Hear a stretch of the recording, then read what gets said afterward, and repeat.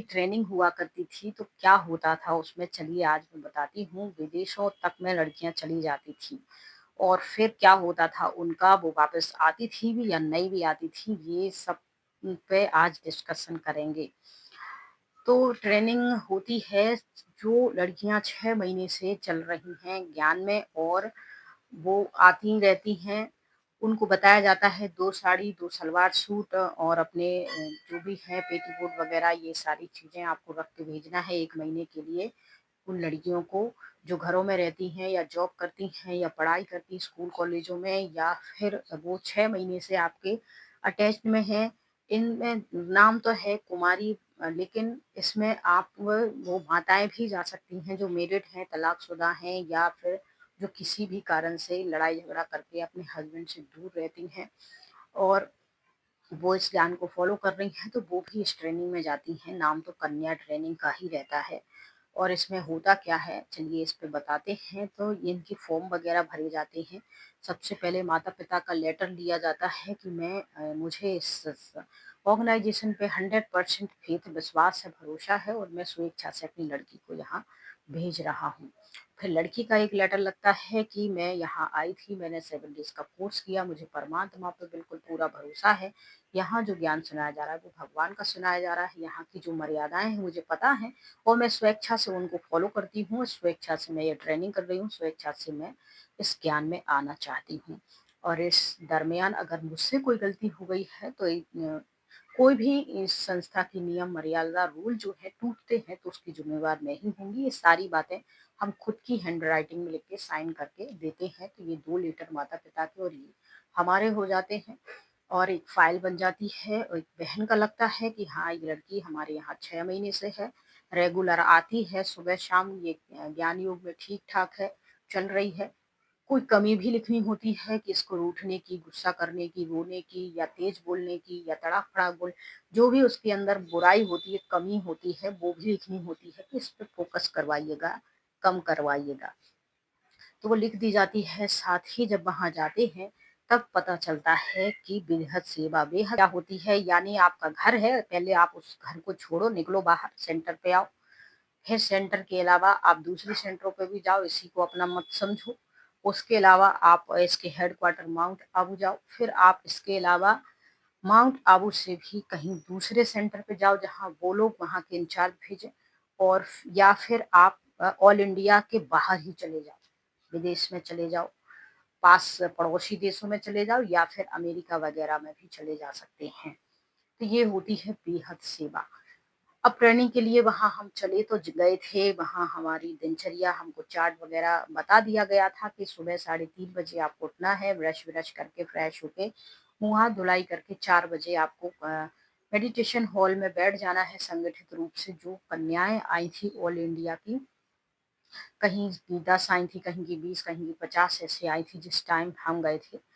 तो भोपाल से भी 50-60 गई थी, पूरी भोपाल जोन जो भी था, प्रदेश था, वहाँ से।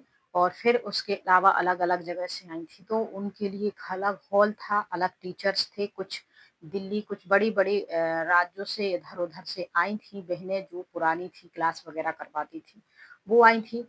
कुछ जो साकार ब्रह्मा थे जब लेखराज थे, उस टाइम की कुछ बहनें थीं, उनको भी बुलाया जाता है यहाँ ताकि वो अपने साकार ब्रह्मा के साथ के अनुभव उन लड़कियों के साथ शेयर कर सके, बता सके कि कैसा क्या हुआ था। अव्यक्त मिलन जो घंटों से 2-2 3-3 घंटे बाप दादा की गोद में बैठी थी बहनें, वो अपना एक्सपीरियंस शेयर करने के लिए आती हैं। तो ऐसे करके आपके लिए 10-15 ग्रुप रहता है। एक अच्छे यंग एज भी रहते हैं, कुछ भाई रहते हैं, कुछ बहनें, कुछ दीदी, कुछ दादियाँ, ऐसे करके रहती हैं ग्रुप, और वो अपने-अपने हिसाब से सुनाते रहते हैं, लड़कियों को बताते हैं। ये सब होने के बाद बीच में ये भी बताया जाता है, बेहद में निकलो, तुम्हें अकेले इतने छोटे से राज्य का रानी राजा नहीं बनना है, तुम्हें तो पूरे विश्व का बनना है।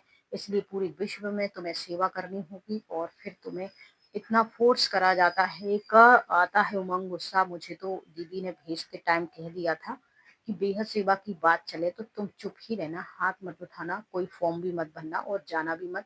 तुम नई-नई हो, तुम्हें कुछ अता-पता नहीं है, अगर तुम चली गई क्या होगा, क्या नहीं होगा, सब कॉन्टैक्ट खत्म हो जाएँगे, मोबाइल नंबर कोई बातचीत नहीं कर पाएँगे। पहले ही उन्होंने मुझे समझाया और जैसे ये बात मुझे जब वहाँ चल रही थी बेहद सेवा में कौन जाना चाहता है, अपना नाम लिखवा दे, आए समझे। और फिर जो लड़कियाँ नाम लिखवा देती हैं, जो भी होती हैं 10, 20, 40, 50, उनको फिर अलग से डेली के डेली 1 घंटा अलग से उनसे डिस्कशन किया जाता, बातचीत। अब उनको क्या बातचीत होती है, वो मुझे नहीं पता है क्योंकि मैं तो नाम अपना दिया नहीं था। हालाँकि मैं सोच रही थी कि मैं चली जाऊँगी बाहर। ये सब बातें मुझे पहले से पता नहीं थी, लेकिन मुझे ये ऐसा लगता था, जब नए-नए थे उस समय मुझे हालाँकि 2 साल हो चुके थे रहते, तो मुझे इतना तो पता चल गया था कि अभी मुझे अपने घर परिवार से, भाई-बहन से, बुआ-नाते, दुनिया समाज से बिल्कुल हट कर डिस्कनेक्ट होके कहीं ऐसी जगह पे जहाँ मुझे कोई नहीं जानता हो, कोई आवक-जावक ना हो, मेरे मन में खुद था पहले से ही। और वहाँ बस मैं और मेरा बाबा और यही सब चलता रहेगा। यही सारी चीज़ें मैं करती थी, सोचती थी और यही बना के मैं वहाँ जाने वाली थी कि वहाँ से मैं वहाँ के इंचार्ज से कहूँगी हेडक्वार्टर के कि मुझे आप कहीं भी अपने मन से भेज दो, मैं वहाँ जाके शांति से जान-पहचान बिना काम करूँगी। पर दीदी ने जाते टाइम मुझसे कहा कि तुम ऐसी कोई अगर तुम्हारे मन में आ रहा है ये सब छोड़ के भागने की, कहीं जाने की उनके हिसाब से चलने की, तो तुम ऐसा बिल्कुल भी भावना में बह के करना मत। क्योंकि फिर उसके अलावा भगवान ही भरोसे है। जो भी उनने मुझसे कहा था स्पष्ट रूप से यही कहा था कि तुम बस जाना नहीं बेहद सेवा के नाम से।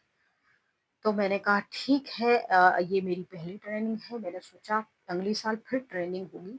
एक काम करते हैं इस साल की ट्रेनिंग का अटेंड करने के बाद वापस अपने सेंटर जाते हैं। वहाँ 1 साल सेवा करने के बाद वापस ट्रेनिंग में आएँगे और फिर हम यहाँ से बेहद सेवा में चले जाएँगे।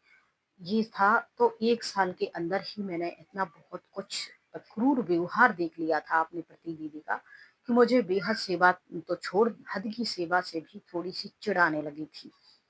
तो ये सब हुआ फिर उनको अलग से समझाया जाता, बिठाया जाता और फिर कहाँ जाते हैं ट्रेनिंग क्या होती है, बेहद सेवा कहाँ वो लड़कियाँ चली जाती हैं क्योंकि मोबाइल भी अलाउ नहीं है, नंबर भी आदान-प्रदान हम जो ट्रेनिंग में 100, 200, 500, 1000 लड़कियाँ जो रहती थी, हमको ये कहा जाता था कि तुम लोग सहेलियाँ भी मत बनना और आपस में एक-दूसरे से नंबर भी शेयर मत करना और बात भी मत करना, क्योंकि तुम्हें एक-दूसरे से नहीं जुड़ना है।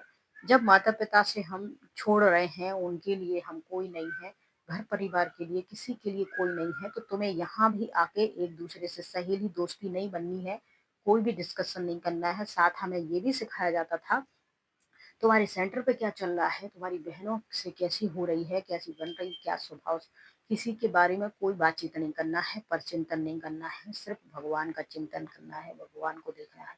कहाँ क्या हो रहा है, कौन क्या कर रहा है, तुमने इन आँखों से जो कुछ भी देखा है, वो सब कुछ तुम्हें मुँह से बोलना नहीं है।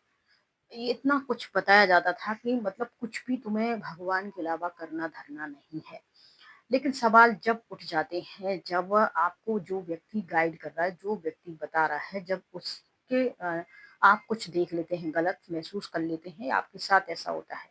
हम तो हमेशा से यही कहते हैं कि आप मेरी बात पे यकीन मत करो, आप खुद से एक्सपीरियंस कर लो और मेरा शुरू से यही था, दुनिया समाज जो भी कहे मैं मानती नहीं थी, मैं खुद से एक्सपीरियंस करती। अगर कोई कहे कि तुम्हारे वो ऐसे हैं, वैसे हैं, तो मैं सुन तो लेती थी पर मैं इग्नोर करती थी। तो यही सब कुछ था। लेकिन फिर मैंने देखा कि यहाँ जो लोग नष्ट मोहा की बात करते हैं, लालच की, इसकी, उसकी, बिना 1000 रुपया दिए तो वो हाय हेलो ओम शांति तक नहीं करते हैं। तो फिर ये कैसा होगा? यहाँ भी सवाल ही खड़े होते हैं कि आप कहते हो नष्ट मोह स्मृति होगा, भगवान को देखो, आप हमसे कह रहे हो और खुद तो देख नहीं रहे हो। ये बात यहाँ भी आ जाती है कि उनको भी मत देखो, उनको भी क्यों ना देखूँ, इसका मतलब क्या है?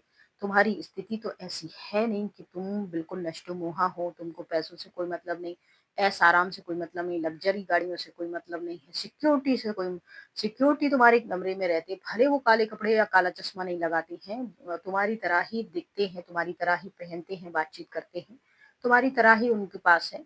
लेकिन वो देख झाँकते हैं, गेट खोलते हैं, किससे मिलना है? इनसे मिलना है, अभी वो तुम्हारा हाथ भी चेक किया जाता है, कुछ लिफाफा-विफाफा लिए हो तो तुम्हें मिलने दिया जाएगा, तो थोड़ा वेट करो फिर अंदर जाएँगे, कुछ डिस्कस करेंगे। 1 हो, 10 हो, उनको फिर टाइम दिया जाएगा, 10 आना, 10 के ग्रुप में मिलेंगे, 10 आएँगी तो अगर 8 तो देंगी लिफ़ाफ़े, 2 नहीं भी देंगी तो भी चलेगा। यानी हमको उधर ओम शांति करना है, दृष्टि लेना है या थोड़ी-सी टोली भी लेना है नारियल की बर्फ़ी, उसके लिए भी मुझे 1,500 लिफ़ाफ़े में देना पड़ता था। ये भी कहा जाता था नाम नहीं डालना, डालना जो भी है कट कर दिया जाता था, जो भी है। ये सारी चीज़ें तो थोड़ी-सी टच हो जाती थी, तुम कितने भी कहा तो बहुत कुछ गया था ऐसे-वैसे, लेकिन कुछ ऐसे लूज़-होल देखे थे तो संशय आ गया और फिर लोग कहते हैं इसी संशय बुद्धि के कारण तुम डूब गई हो। डूब नहीं गए हैं, बच गए हैं, क्योंकि भगवान भी उन्हीं की मदद करता है जो खुद की मदद करते हैं। भगवान के नाम पे तुम लोगों को पागल बनाते रहोगे और भगवान चुपचाप बैठे रहेंगे। जो लोग पागल बनने के लिए तैयार हैं, भगवान कहते हैं कोई बात नहीं तुम बनो पागल, लेकिन जो लोग तर्क वितर्क करते हैं, ईश्वर उनकी मदद करता है। जो लोग निकलना चाहते हैं, ईश्वर उनकी मदद करता है, निकालता है। और मैं खड़ी हूँ आप लोगों के सामने बातचीत कर रही हूँ, क्योंकि मैंने तर्क वितर्क किया था, सवाल खड़े किए थे, मैंने अलग ही अपना मंथन चलाया था। मैंने सारी बातें, ये नहीं है कि तुम दिन को अगर दिन कहो, दिन को अगर रात कहो तो कह दिया। हाँ, मैं गाना गा देती थी कि तुम जैसा तुमको हो जो पसंद वही बात कहेंगे। लेकिन इसके अलावा अगर मुझे ऐसी बात दिख गई, जो डायरेक्शन तुम मुझे दे रहे हो खुद उसको फॉलो नहीं कर रहे हो, तो फिर मुझे तो सवाल आ जाते थे मन में, तो मैं उठा देती थी। और इसी वजह से अब तुम चाहे जो भी समझते रहो, और मैं तो ये कहती हूँ कि तुम लोगों के सामने अगर कुछ हो रहा है, दुनिया समाज से नहीं कहना है, तो कम से कम जो कह रहा है उसको तो आके कुछ भी मत बोलो, झूठा मूठा मत ठहराओ, क्योंकि वो बातें जो व्यक्ति एक्सपीरियंस करे रहता है, वो एक्सपीरियंस उसका गलत नहीं होता है। और तुमने नहीं किया है ये बात तुम्हारी अलग है। ये बात अलग रहती है कि आप 1 घंटा के लिए सुबह जाते हो, 1 घंटा के लिए शाम को जाते हो। आप भले 10-25 सालों से जा रहे हो, लेकिन आप सिर्फ़ 1 ही घंटा, लेकिन जो 25 सालों से वहीं रह रहे हैं 24 घंटे, उनको ज़्यादा जानकारी होगी कि 1 घंटा अटेंड करने वाले को ज़्यादा जानकारी होगी। तो अटेंड कर रहे हैं जो घर परिवार के लोग हैं, मेडिटेशन कर रहे हैं, उनकी बातें अच्छी लग रही हैं, उनके जीवन में परिवर्तन आया, घर में सुख शांति आई, वो तो अच्छा ही बोलेंगे। इसका मतलब ये बिल्कुल नहीं है कि वहाँ जो 10 लोग रह रहे हैं, एक साथ आपको दिखाई दे रहे हैं, वो बिल्कुल फिट हैं मानसिक रूप से, या उनके पास सब कुछ ठीक-ठाक चल रहा है, या उनके अंदर कुछ भी ऐसी बुराई नहीं है जिनकी वजह से वो खुद परेशान है, या फिर उन्हें खुद को डर है कि ये कहीं बाहर फैल ना जाए बात। तो ये सारी चीज़ें होती हैं, और ये उन 10 ग्रुप में से अगर कोई एक भागता है उनमें से, तो फिर वो बता देगा कि वहाँ चल क्या रहा था, और ये सारी चीज़ें होती हैं। तो वो भाँप लेते हैं 9 लोग के ये एक भागने वाला है, तर्क-वितर्की है, क्वेश्चन खड़े करता है, तो सबसे पहले उसके प्रति नेगेटिव चीज़ें एक रूपरेखा तैयार कर दी जाती है कि अगर ये भागता है, इस प्रकार की बातें करता है तो क्या करना है, चुप बैठता है तो क्या करना है, और अगर ये कुछ इस प्रकार से हाई लेवल का ड्रामा करता है, हाई लेवल में बताने की कोशिश करता है, कुछ सबूत पेश करता है तो क्या करना है, तो सभी टाइप की स्ट्रेटजी उसके प्रति, उसके खिलाफ तैयार कर ली जाती है। सबसे पहले वो जाता है व्यक्ति तो क्या करे, बोले नहीं बोले, इसके लिए उसको 2-3 साल लग जाते हैं इन सब चीज़ों से बाहर निकलने के लिए। मुझे तो 5 साल लग चुके थे, क्योंकि मैं 2-3 साल तक तो घर पे ही ये सारा कुछ मैंने जमा लिया था और मैं उसकी प्रैक्टिस करती और करवाती थी। फिर धीरे-धीरे छोड़ा, जब वहाँ के लोगों ने आके, बीच वाले लोग आ गए थे, यहाँ की भी सुनते, वहाँ की भी सुनते, लड़ाई-झगड़े, तो मैंने कहा इन सब चीज़ों से तो भाग के मैं इधर इधर आई थी, और ये सब यहाँ तो इसलिए फिर बंद करो ये सारी चीज़ें और अपना बिज़नेस शुरू करो। तो अपना बिज़नेस मैंने सिलाई का शुरू कर दिया था, और अभी भी मैं कभी-कभी करती हूँ। अभी खैर बेबी छोटा है तो मैं उसको सँभालती हूँ। उसके अलावा फिर से मेरा बिज़नेस का काम शुरू हो जाएगा, थोड़ा बहुत अभी चलता है। तो ये सारी चीज़ें होती हैं, और फिर वो लड़कियाँ बेहद सेवा पे कहाँ चली जाती हैं, क्या सेवा करती हैं, कहाँ मिलती हैं, क्या है, ये सब मुझे बाद की जानकारी नहीं है। हालाँकि एक लड़की मिली थी, जो अमेरिका में गई थी 3-4 साल पहले। वो आई थी मंच पे बता रही थी, मैं जब गई थी बहुत अच्छे वहाँ रिसीव करा लोगों ने, और बहुत रिस्पेक्ट दी। आज मैं मेरा खुद का सेंटर है, मैं इतनी फ़ेमस हूँ, मुझे सब लोगों से प्यार मिल रहा है। ये बना उसने एक बहुत अच्छा पॉज़िटिव मैसेज दिया था। अब क्या रियलिटी है, क्या नहीं है, ये सब मुझे नहीं मालूम है। मुझे जो मालूम था मैंने आप लोगों के साथ शेयर कर दिया है। इस कहानी में फ़िलहाल इतना ही। जय हिंद, जय भारत।